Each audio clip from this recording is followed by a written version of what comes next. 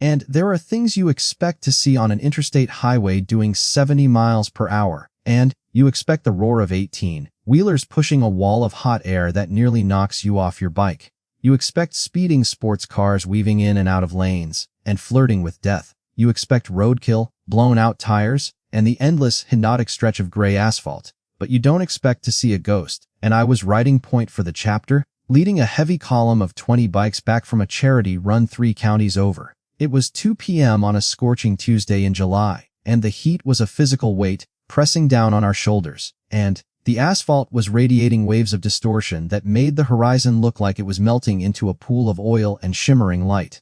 The air smelled of burnt rubber and exhaust fumes and the dry, dusty scent of dead grass from the median. My leather vest felt like it weighed 100 pounds, and sweat was trickling down my back, and we were all tired, thirsty, and ready to get back to the clubhouse for a cold drink. That's when I saw him. At first, I thought it was a trick of the heat and a mirage dancing on the breakdown lane.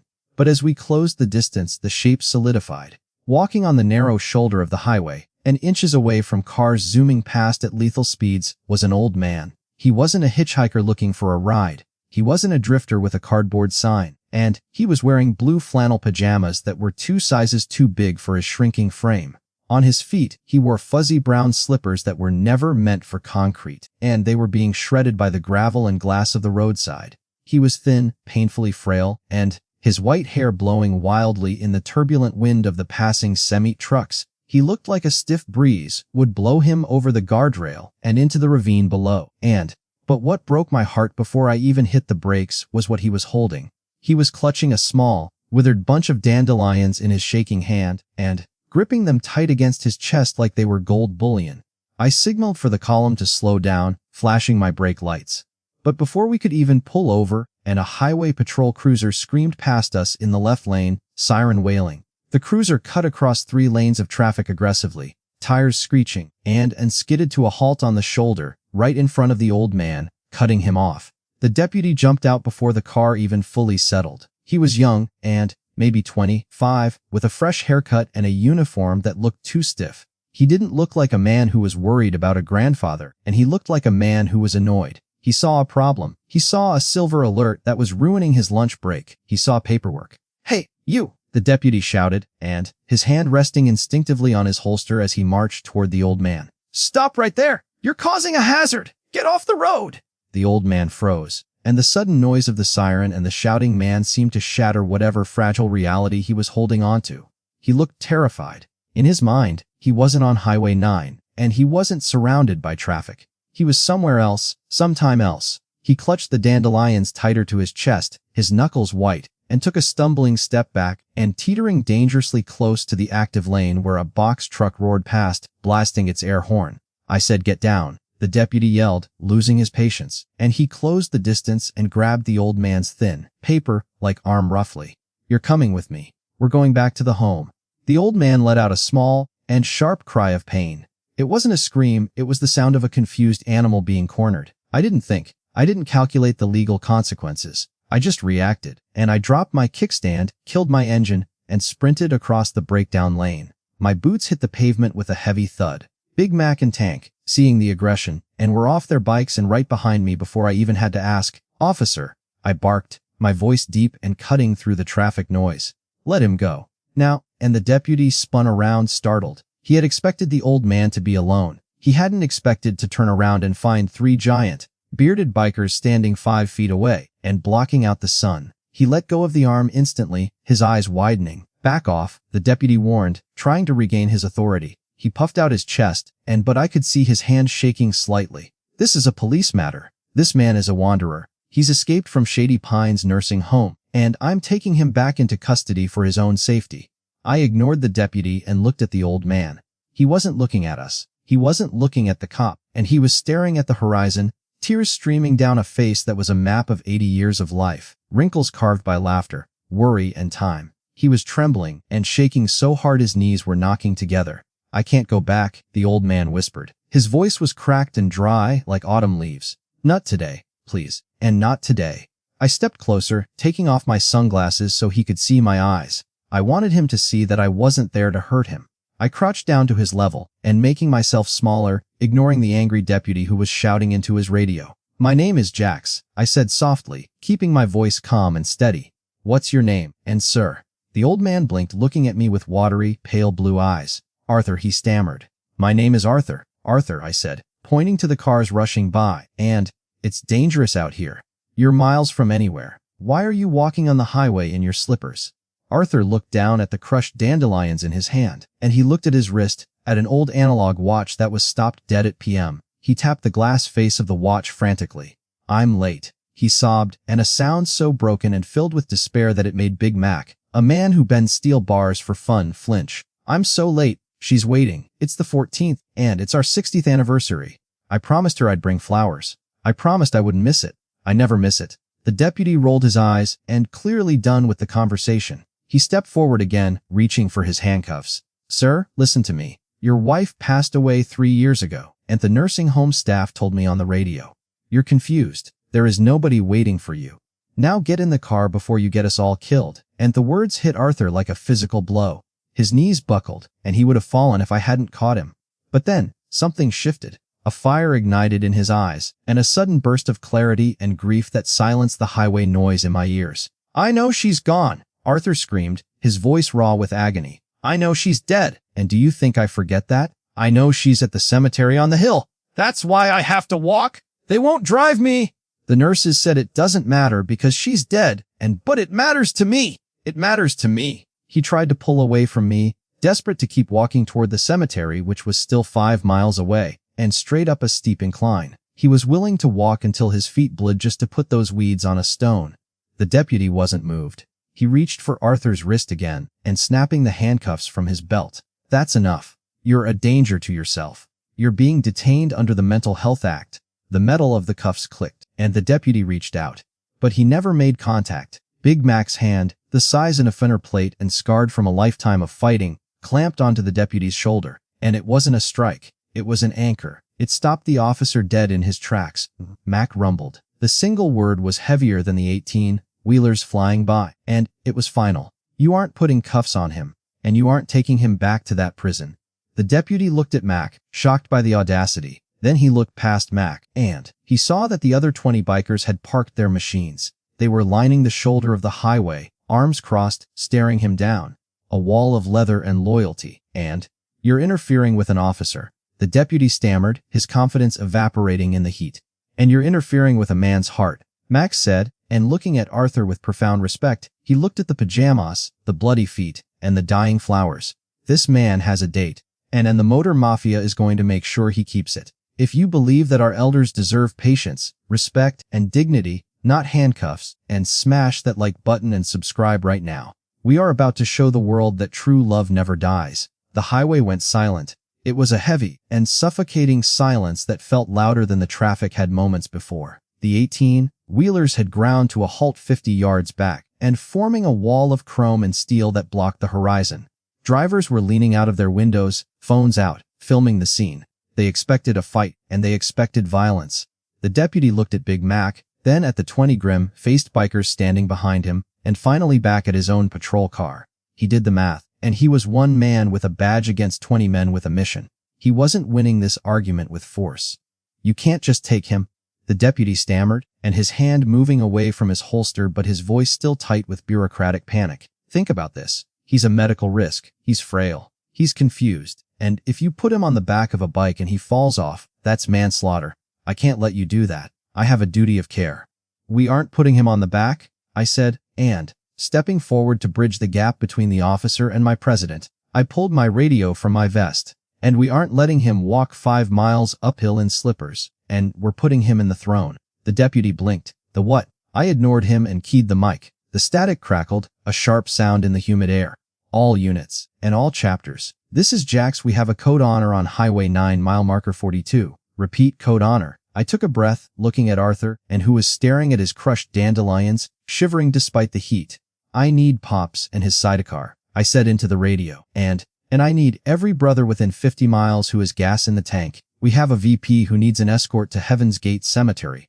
Drop what you're doing, close the shops, and leave the bars." Wheels rolling. Now, we waited. It was 20:05 p.m. exactly when I made the call. The sun was beating down on Arthur's thin shoulders, baking the asphalt, and I walked over to my bike and grabbed a cold bottle of water from my saddlebag. I knelt down next to Arthur and offered it to him. He took it with shaking hands and drinking greedily, water spilling down his chin onto his pajamas. "Slow down, Arthur," I whispered, wiping his chin with a bandana. "We've got time." Arthur looked at me, and his eyes momentarily clearing. "I used to ride," he whispered, his voice too, an Indian chief, cherry red, loud as thunder. "Martha. She hated the noise, but she loved the wind. She said it made her feel free." He looked at the line of stationary Harleys. "I haven't felt the wind in a long time, and they keep the windows closed at the home. It's so quiet there. It's like being dead before you die." Big Mac heard him. The big man turned away, and, wiping something from his eye that he would never admit was a tear, he walked over to his bike and stripped off his cut and his heavy leather vest with the President patch on the back. He walked back to Arthur and gently draped it over the old man's shoulders. And the vest swallowed Arthur's frail frame, smelling of old leather, oiled. It weighed 5 pounds, but Arthur didn't buckle. He stood straighter, and he ran his hand over the patches, feeling the texture. "You're one of us today, Arthur," Max said softly, "and nobody leaves a brother behind." At 20:15 p.m., and the ground started to shake. It started as a vibration in the soles of my boots. Then the rearview mirror on the deputy's cruiser started to rattle, and then the water in Arthur's bottle rippled. "What is that?" the deputy asked, looking around nervously. "Is that an earthquake?" "No," I said, and pointing to the on-ramp in the distance. "That's the family."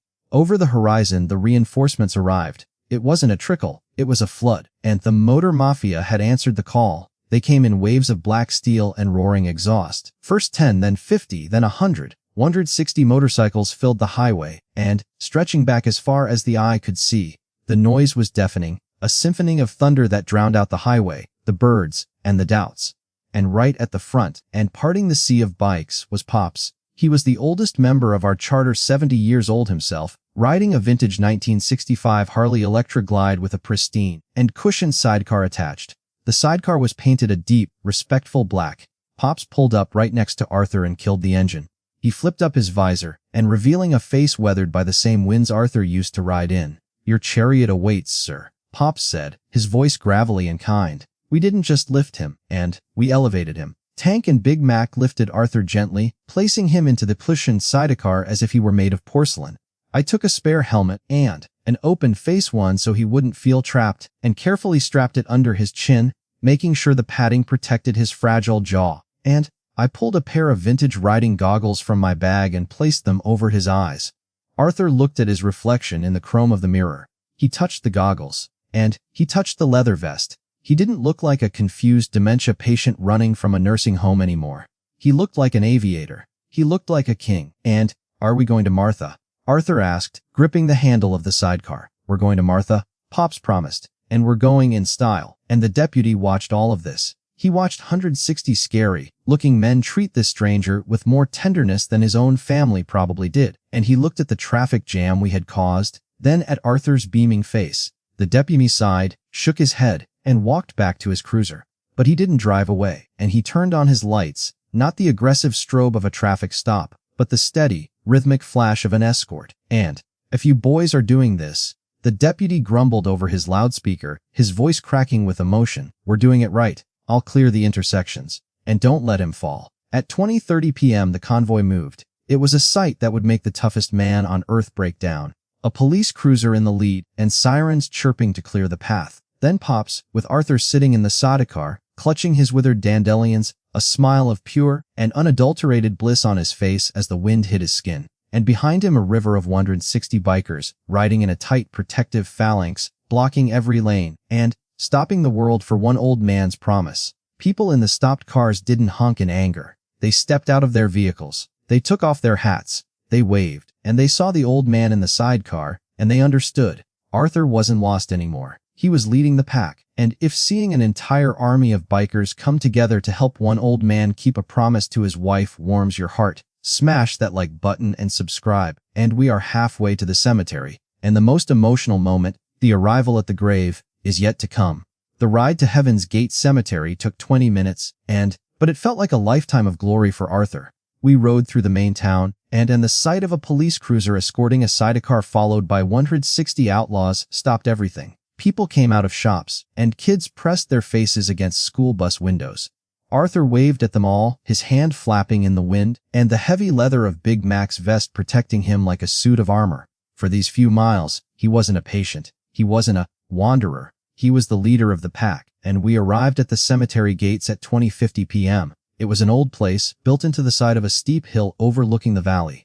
The iron gates were open, but the narrow gravel path winding up the hill was blocked by a chain with a "No Vehicles" sign. Pops pulled the sidecar right up to the chain and killed the engine, and the silence that followed the roar of 160 bikes was heavy. The heat hung in the air, thick with the smell of cut grass and pine needles. Arthur didn't move at first, and he just sat there staring up at the hill. The adrenaline that had carried him this far was fading, replaced by the brutal reality of his 80-year-old body, and he looked at the steep incline. He looked at his shredded slippers. He looked at the crushed dandelions in his hand, which were now wilting in the heat. "And she's at the top," Arthur whispered, his voice trembling. Plot 42. I don't think I can make it." I dismounted and walked over. "And you don't have to walk it alone, Arthur." Tank, our biggest enforcer, stepped forward. "I can carry you, Pops. Piggyback, easy as pie." Arthur shook his head, and tears welling up in his eyes again. No, I have to walk. I walked down the aisle to her in 1954. I have to walk to her now. A man walks to his wife, that's the rule." And he tried to stand up. His legs shook violently. He stumbled, and three of us reached out to catch him. He was exhausted, dehydrated, and running on pure fumes of love. And Big Mac looked at the hill.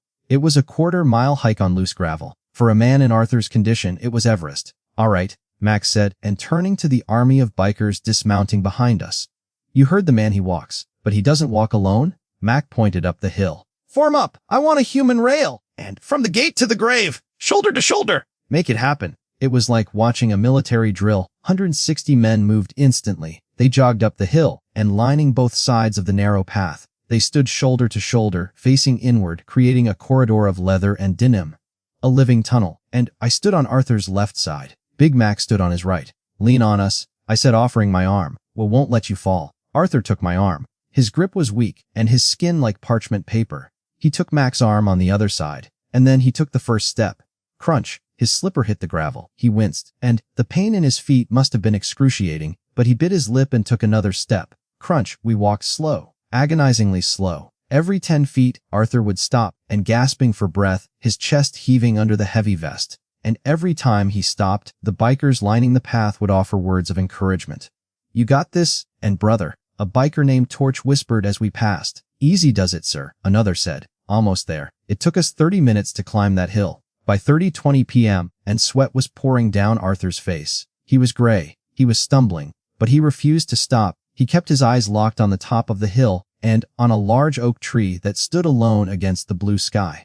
"She's there," pointing with the dandelions. "She's right there." When we finally crested the hill and the view opened up, the valley spread out below us, green and peaceful, and there under the shade of the oak was a simple gray headstone. Martha Evans, and beloved wife and mother. Arthur let go of our arms. He stood there swaying, looking at the stone. He fixed his hair. He adjusted Big Mac's vest so it sat straight, and he wanted to look presentable. The entire club, all 160 of us, stood in a semi-circle 10 yards back. We took off our hats. We bowed our heads. The silence was absolute, and even the birds seemed to stop singing out of respect.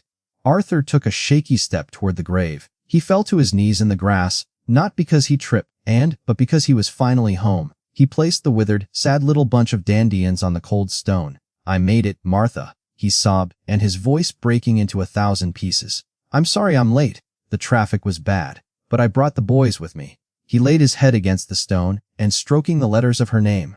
"Happy anniversary, my love. I never forget."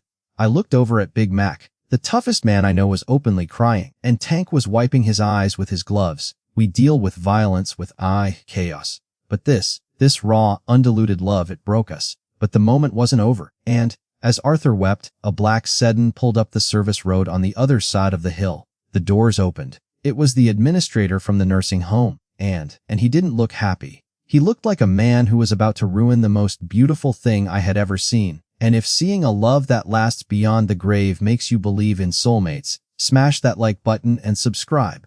We won't let anyone disturb this goodbye. And the silence of the cemetery was shattered by the slam of a car door. It sounded like a gunshot in a church. Arthur flinched, and, his head snapping up from the cold stone of his wife's grave. The peace he had fought so hard to find was instantly broken, and the man marching up the hill was wearing a cheap suit that was sweating through at the armpits. He was holding a clipboard and looking at his watch. This was Mr. Henderson, and the administrator of Shady Pines. He didn't look at the grave. He didn't look at the 160 bikers standing in solemn reverence. He looked only at Arthur, and like a grocer looking at a misplaced can of soup. "There you are," Henderson shouted, his voice shrill and echoing off the headstones. "And, do you have any idea the liability you've caused? The paperwork. We've had the police searching for 3 hours. This is unacceptable, Arthur." He stormed right past me, and reaching for Arthur's shoulder. "Get up. Now. We have the van waiting at the bottom of the hill. You're going into the secure wing tonight. No more walking privileges," and Arthur shrank back, looking small and terrified again. The aviator, the hero, was vanishing, replaced by the confused patient. He reached out, his hand trembling, and trying to grab the edge of the headstone as if to anchor himself to his wife. Just one more minute," Arthur begged, tears spilling onto his pajama shirt. "And I haven't told her about the grandchildren yet. Please, just 1 minute." "We don't have a minute," Henderson snapped, grabbing Arthur's arm. "And you've caused enough trouble. Let's go," he pulled. But Arthur didn't move because a hand gloved in black leather and scarred from 1,000 fights and had clamped onto Henderson's wrist. Big Mac didn't shout. He didn't growl. He spoke with a quiet, terrifying calm that froze the air in the cemetery. "Let go." And Henderson looked up, startled to find himself staring into the bearded face of a man who looked like he ate steel for breakfast. "Excuse me. This is my patient. And who are you?" "I'm his family," Max said, tightening his grip just enough to turn Henderson's knuckles white. And you are interrupting a conversation between a husband and his wife." Henderson scoffed, trying to pull his hand away but failing. "This is ridiculous. And he has dementia. He doesn't know what day it is. He's confused." "He knows exactly what day it is," I said, stepping up to Arthur's other side, and I pointed to the watch on Arthur's wrist. "It's his anniversary. It's 3:30 p.m., and he is the only man I know who walked 5 miles on bleeding feet just to say I love you. You call that confused? I call that a better man than you'll ever be." And the 160 brothers behind us took a collective step forward. The gravel crunched loudly under hundreds of heavy boots. It was a subtle shift, but the message was clear, and you go through all of us. The deputy, who had walked up the hill behind us, cleared his throat. Henderson looked at the officer for help. "Officer! Arrest these men, and they are interfering with a medical transfer." The deputy adjusted his hat, looking at the view of the valley. "I don't see any interference," the deputy said dryly. "And I see a funeral procession paying respects, and in this county, it's illegal to disrupt a funeral procession. So, I'd suggest you step back and wait, Mr. Henderson, or I'll write you up for disturbing the peace." Henderson's mouth opened and closed like a fish. He looked at the bikers. He looked at the cop. He looked at Arthur, and he stepped back, defeated. Mac released his wrist. He turned back to Arthur and knelt down in the grass. "Take your time, brother," Mac whispered, "and nobody moves until you're ready."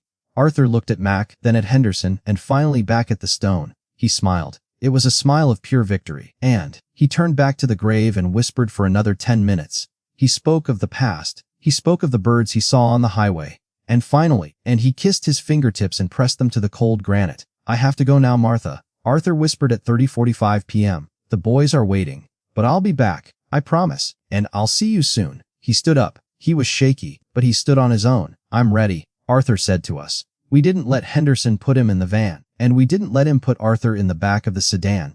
He came with us. Max said to the administrator, "He leaves with us." We walked him back down the hill, and forming the human tunnel again. Pops was waiting with the sidecar. We strapped Arthur back in. We put the helmet back on, and the ride back to the nursing home was a victory lap. When we pulled up to the front entrance of Shady Pines at 40:15 p.m., the entire staff was outside watching, and they expected to see a confused old man being dragged out of a police car. Instead, they saw a king returning from battle. We helped Arthur out of the sidecar, and he was tired, his feet were sore, but he held his head high. Big Mac took the leather vest off Arthur's shoulders, but before he took it back, he unpinned a small patch from his own cut. It was a small patch that said, he pinned it onto Arthur's pajama pocket. "You keep that," Max said, "and next time you want to visit her, you don't walk. You call us. We'll be your ride." Arthur touched the patch. He looked at the administrator, who was standing quietly by the door, looking humbled. Then he looked at us. "Thank you," Arthur whispered. I thought I was alone." "You were never alone." "And Arthur, I said, shaking his hand. You just hadn't met your brothers yet. We watched him walk inside, not as a prisoner, but as a man who had completed his mission. And the nurses treated him differently as they guided him to his room. They were gentler. They looked at him with new eyes. And they realized that inside that frail body was a heart that could stop a highway. We mounted up. The sun was setting, painting the sky in purple and gold. We were tired and sweaty, and we still had 100 miles to ride to get home. But as I looked in my rearview mirror at the nursing home, I knew one thing for sure, and true love isn't just about flowers and chocolates. Sometimes, it's about 160 bikers stopping the world just to let an old man say goodbye. And this story proves that love has no expiration date. If you believe Arthur is a hero for walking those miles, and the bikers are heroes for getting him there, and smash that like button and share this video. Let's make sure the world knows the Motor Mafia respects the elders.